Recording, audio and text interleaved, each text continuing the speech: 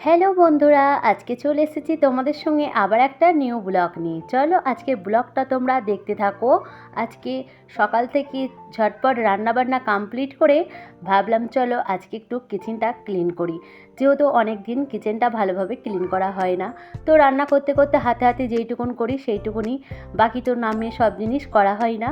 তো চলো, good evening বন্ধুরা, কেমন আছো? ভালো আছো? আশা করছি তোমরা সকলেই ভালো আছো, আর আমিও বেশ ভালো আছি।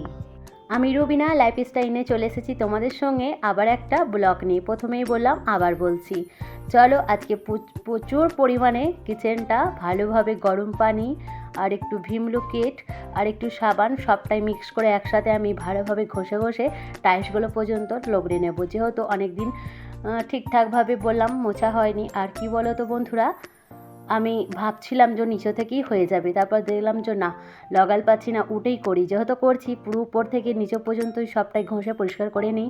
যেহেতু ভাড়া বাড়িতে থাকি, যতই ভাড়া বাড়ি হোক না কেন, এখন যেই বাড়িতে থাকি সেইটাকে নিজের বাড়ি বলেই মনে করতে হয়।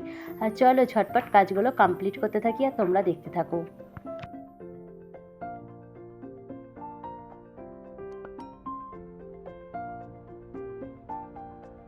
আর এখানে আমি বলছিলাম, আমি ভয়েসটা দেওয়ার চেষ্টা করছিলাম, কিন্তু অনেক আশপাশে আওয়াজ চলে এসেছে, পাশে বিল্ডিংয়ে যেহেতু কাজ হচ্ছে।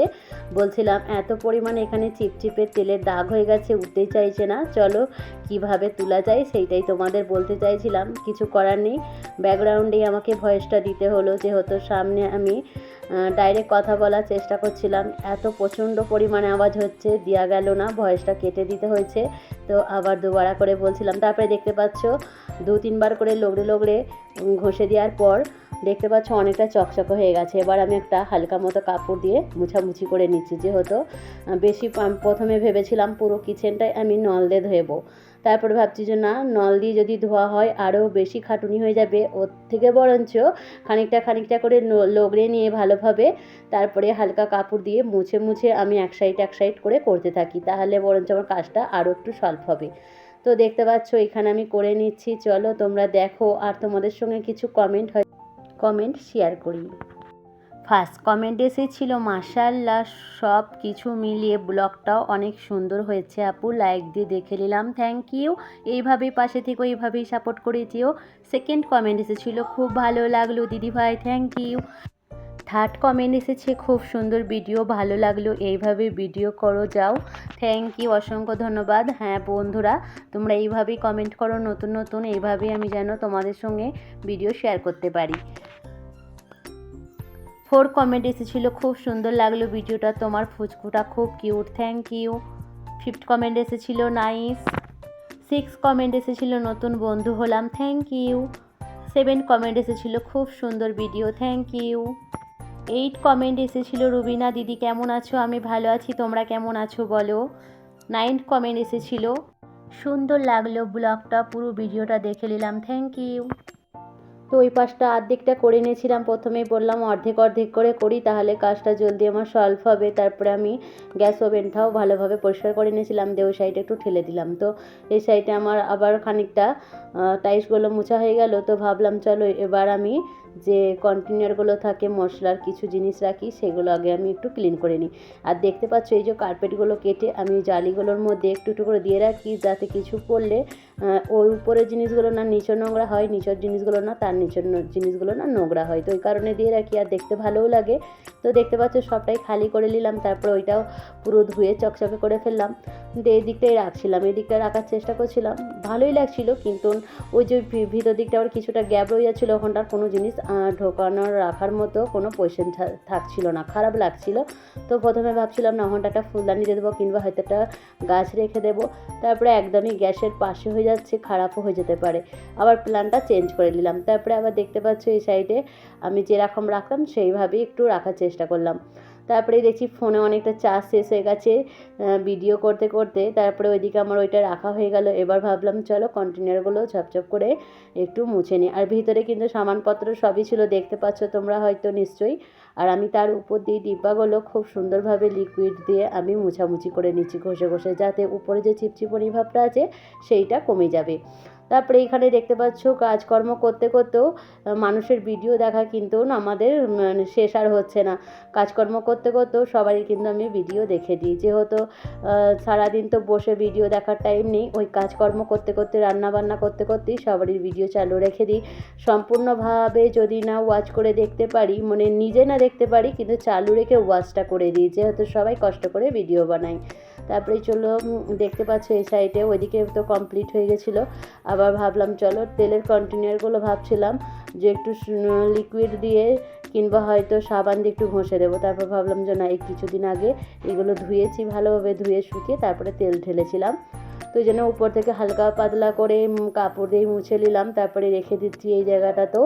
তারপরে দেখতে পাচ্ছ এখানে কমেন্ট করার ছিল, ভিডিওটা শেষ হয়ে গেছিলো, কমেন্ট করে রেখে দিলাম। ভাবলাম চলো আবার একটু পরে আরেকজনের একটু চালু করব। তো এইভাবে আমি সবারই ভিডিও দেখতে থাকি কাজকর্ম করতে করতে। আর এত সুন্দর করে আমি কিচেনটা ক্লিন করছি। তোমাদের যদি কারোর একটু ভালো লেগে থাকে প্লিজ কমেন্ট বক্সে জানিও। তারপরে দেখতে পাচ্ছ ওখানে রাখলাম ওই ছোটো সাদা কালারের ডাব্বাটার মধ্যে, যে যখন ভাত হয়ে যায়, যে ভাত বসানো হয়, চিমটিগুলো আমি একটু ধুয়ে মুছে ফেললাম, ওগুলোও তো চিপচিপ করে। তারপরে এই সাইডে কন্টেনারের মধ্যে যে চামচ এইসব জিনিসগুলো রাখা হয় ছুরি আরে, সেটাও আমি ধুয়ে এইগুলো মুছামুছি করে ওই জায়গাটার মধ্যে ঢুকিয়ে দিলাম, যেহেতু ওই জায়গাটা বেশ স্ট্যান্ডের পাশে একটু হালকা মতো ফাঁকা থাকে, ওখানটা বেশ ভালোভাবে এঁটে যায়। তারপরে এই দিকটা তো পুরোই সব কিছু ক্লিন করা হয়ে গেছিলো। ভাবলাম চলো মিক্সচার মেশিনটা কেন বাকি থাকে, এইটাও আজকে একটু ক্লিন করে নিই ভালোভাবে। এইটা কিন্তু প্রায় দিনে আমি যখনই কিছু করি না কেন ওই হালকা কাপড় দিয়ে মুছে নিই, তো ভালোভাবে একদম ক্লিন করা হয় না। তো ভাবলাম চলো এইটাও একটু লিকুইড দিয়ে ভালোভাবে ক্লিন করে নিই, তাহলে খুব সুন্দর হয়ে যাবে। তারপরে দেখতে পাবে কত সুন্দর কালারটা ফুটে উঠেছে, আমাকে তো দেখে খুব সুন্দর লাগছিল। তোমাদের কেমন লাগছে বলতে পারবো না, মনে হচ্ছে নতুন এইমাত্র প্যাকিং থেকে খুললাম। দেখতে পাচ্ছ কত সুন্দর কালার, আর আমার এই কালারটা খুবই পছন্দ, যেহেতু আমি হালকা কালার পছন্দ করি, বেশি ডিপ কালার পছন্দ করি না। তারপরে চলো এটা মুছামুছি করতে থাকি, তোমরা দেখতে থাকো। আর কী বলো তো বন্ধুরা, মেয়েদের হাতেই সব কিছু। তুমি কিচেন বলো, রুম বলো, যেখানেই বলো, তুমি যদি গুছিয়ে বাগিয়ে সুন্দরভাবে রাখতে পারো কিংবা পরিষ্কার পরিচ্ছন্ন করতে পারো, খুব সুন্দর সব জিনিস থাকে। তারপরে এই সাইডটা তো কমপ্লিট হয়ে গেছিলো, এই সাইডে আবার চলে এসেছি, যে সমস্ত কন্টেনারগুলো আছে এগুলো আজকে মুছামুছি করে নেব। কদিন আগেই করেছিলাম, তার সত্ত্বেও আবার একটু সব কিছুটা ভালোভাবে নামিয়ে একটু ঠিকঠাকভাবে মুছে নেব। যেহেতু একদম পুরোটা নামাচ্ছি না, একটু একটু করে ওখানেই মুছে ওখান থেকে নিয়ে আমি সাজিয়ে দিচ্ছি, যেহেতু একবারে এত নামাতে গেলে আবার অনেকটা দেরি হয়ে যাবে। কিন্তু প্রত্যেকটা জিনিস আমি মুছামুছি করেছি খুব সুন্দরভাবে, লাস্টে কালে তোমরা লুকটা দেখতে পাবে কত সুন্দর লাগছে। তারপরে চলো বন্ধুরা আমি কাজকর্ম করি, তোমরা আবার দেখো।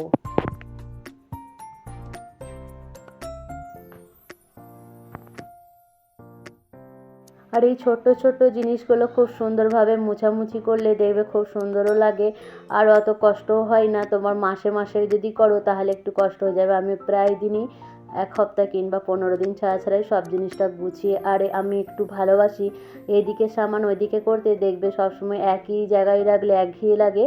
তো সেই কারণে আমি কিছু কিছু জায়গা আমি চেঞ্জ করি, আমাকে ভালো লাগে, অন্য কাউকে ভালো লাগে কি জানি না। যদি কাউকে ভালো লাগে থাকে তাহলে তোমরাও একটু বলো যে কে কে সব জিনিস এদিক থেকে ওদিক করো যাতে ভালো লাগে। আর আমরা কি বলো তো, গৃহিণীরা একটু সব জিনিসটা আমরা নিজেদের মতো করে রাখতে চাই, যেহেতু সবসময় তো একই ভালো লাগে না, তারপরে মানুষজন লোকজন আসে। আর কি বলো তো বন্ধুরা, বাড়িতে যখন লোক কুটুম আসে না কেন, তোমার বড় জিনিসে কোনো জিনিস লক্ষ্য পড়ে না। যেখানে দেখবে হয়তো কোনো ছোট ছোট জায়গা ময়লা আছে, কিংবা হয়তো যে দিকটা আগে তুমি আজকে গুটালে না, কিংবা হয়তো আজকে ঘর বাড়িগুলো এলোমেলো হয়ে আছে। তুমি সারাদিন যতই কাজ করো না কেন, যেদিন সব জিনিস পরিষ্কার পরিচ্ছন্ন হয়ে থাকবে, ঘর বাড়ি পুরো নিট অ্যান্ড ক্লিন হয়ে থাকবে, সেদিন দেখবে বাড়িতে কেউ আসে না। আর যেদিন দেখবে হয়তো একটু অলসতা ভাব, ভালো লাগছে না, থাক আজকে করবো না কালকে করবো, সেই দিনকেই দেখবে যে কোনো না যে কোনো মানুষ এসে বাড়িতে পৌঁছাচ্ছে। ভাববে হয়তো এরা কাজ করে না, কিন্তু না, মানে কাজ করা হয়, সব করা হয়। যেদিনই একটু তুমি গাফিলতি দিবে সেদিনই তোমার বাড়িতে লোক কুটুম এসে হাজির হয়ে যাবে। এইটাই বেশিরভাগ মানুষের জীবনে হয়ে থাকে। তারপরে কি বলবো বলো, আমাদের মানে সংসারের জীবনটা এমনই, আমরা যে রান্নাঘরে সমস্ত জিনিস সারাদিন কাজকর্ম করতে করতেই সকাল থেকে আমাদের হাফ বেলা যেন কিচেনের মধ্যে মধ্যেই আমাদের টাইমটা কেটে যায়। তারপরে তো সব জিনিস আছেই, ছেলে মেয়েদের খাওয়ানো আর করানো, ওইটা তো বাড়তি একটা। তারপরে আবার কি বলো তো, বেডরুমে যে বসবো একটু নিজে আরাম করব কিংবা একটু শোবো, সেইটাও আমাদের হয় না, পেরে উঠতে পারি না। যেহেতু ভারী সংসার হলে কিংবা ঘরে বাচ্চা থাকলে, কাজকর্ম বেশি থাকলে এই জিনিসটা আমাদের অতটা হয় না। আর আমি কি বলো তো বন্ধুরা, কাজকর্ম থাকুক কিংবা না থাকুক, আমি দুপুরবেলা কিংবা কিছু আমি বিছানায় শুয়ে থাকতে পারি না। আমার একদম এই জিনিসটা পছন্দ নয় যে বিছানায় শুয়ে থাকবো, কাজ পড়ে আছে, তারপরে বাচ্চারা চিল্লামিল্লি করছে, নিজে আয়েশ করছি, আমার এইসব জিনিস একদম মোটে পছন্দ নয়। আর আমি শুয়ে থাকতে পছন্দও করি না। রাতে একবারে শুবো, নিশ্চিন্তে শুবো, ঠিক আছে। এই শুয়ে পড়লাম, চিল্লামিল্লি হচ্ছে, বাইরে কি হচ্ছে না হচ্ছে কিছু গোচাকা করলাম না, নিজের ধান্দায় থাকলাম, এরকম আমি থাকতে পছন্দ করি না। আর কি বলো তো বন্ধুরা, দুপুরবেলা হয়তো বাচ্চারা যদি শুয়ে পড়ে, না থাকলে মনে হয় যেন না জামা কাপড় শুকিয়ে গেছে, কিংবা হয়তো এগুলো একটু বসে বসে গুটিয়ে নিই, কিংবা হয়তো অন্য কিছু কাজ আছে একটু বসে বসে করি। আর তুমি একটু শুয়ে থাকবে, দেখবে না ঘুম হবে না কিছু, দেখবে শরীরটা আরও ক্লান্ত ভাব হয়ে যাবে, আর উঠে তো কিছুই ভালো লাগবে না। তো এই কারণে আমি চটজলদি, যদি না শরীর না অসুস্থ থাকে, আমি কিন্তু শুই না। তারপরে আমার কিচেনটা পুরোই ক্লিন হয়ে কমপ্লিট হয়ে গেছিলো, মুছামুছি আবার একবার মুছে নিচ্ছি। কেন, আমি একটা ব্লগে কোনো দিদির একটা ভিডিও দেখেছিলাম, সে বলেছিল যতই তুমি লিকুইড কিংবা যাই দিয়ে পরিষ্কার করো না কেন, যখন দেখবে কিচেনে ছোট ছোট যে ওই মানে ব্ল্যাক কালারের যে ছোট ছোট পোকাগুলো হয় না, সেইগুলো প্রায় থাকে। তো জলদি ওরা যেতে চায় না। তো আমার কিচেনে এই জিনিসটা হয়েই থাকে। আমি ভাবি হয়তো মনে হয় কিচেনে আমার একটা বড় জানলা আছে, হয়তো পাশ থেকে হয়তো উড়ে সবসময় আসে, এই যে দেখতে পাচ্ছ জানলাটা, কিন্তু না। তো আমি ভাবলাম চলো, ওর আমাকে জিনিসটা ভালো লেগেছে, টিপসটা তো আমিও দেখি, এইটা 2-1 দিন করে যদি আমার সলভ হয় তো ভালোই হবে। আর তোমরা যদি বন্ধু তোমরা করে থাকো তাহলে তোমাদেরও ভালো হবে। আগে আমি নিজে দেখি, তারপরে কনফার্ম হবো যে না এই জিনিসটা ব্যবহার করছি সত্যি আসে না।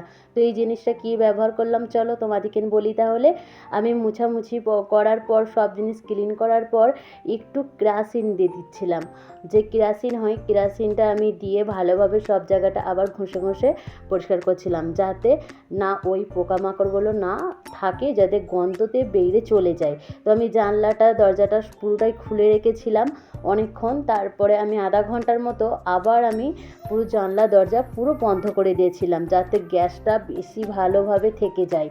তাহলে হয়তো ওর গন্ধতে হয়তো পোকামাকড়গুলো মরে যেতেও পারে, কিংবা ছোটো ছোটো পোকাগুলো উড়ে চলে যেতেও পারে। কিন্তু বেশ দেখলাম গন্ধটা সহ্য হচ্ছিল না, যেহেতু অনেক দিন পর কেরোসিন আমি ব্যবহার করলাম, পুরো কিচেনটা তো কেরোসিন গন্ধ হয়ে গেছিলো। আর যে ভিম জাল দিয়ে মুছেছি সেই কিছুই গন্ধ পেলাম না, আর যে লাইজল ইউজ করেছি সেইটারও আমি কিচ্ছু গন্ধ পাচ্ছি না, খালি কেরোসিনেরই গন্ধ পাচ্ছি। কিন্তু টাইলসগুলো খুব সুন্দরভাবে চকচকে হয়ে গেছিলো, আমাকে তো দেখে খুব সুন্দর লাগছিলো, আর মনে হচ্ছিলো কিচেন থেকে আর বেরোবো না, এখানেই খানিকক্ষণ থাকি বসে, এত ভালো লাগছিল।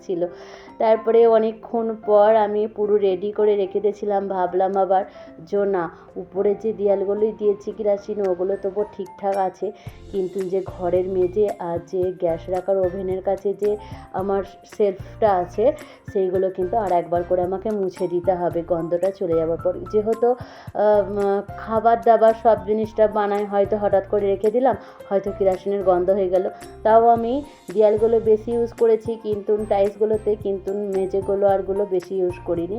তার সত্ত্বেও বেশি আধা ঘন্টার মতো রেখে বেশিক্ষণ রাখলাম না, তারপরে আবার একবার করে আমি কিন্তু কাপড় দিয়ে খুব সুন্দর মুছে নিয়েছিলাম। আর আজকে যদি ভিডিওটা ভালো লেগে থাকে লাইক কমেন্ট শেয়ার করে দেবে। এখানে ভিডিওটি স্টপ করছি, টাটা বাই বাই, ভালো থেকো, গুড ইভিনিং।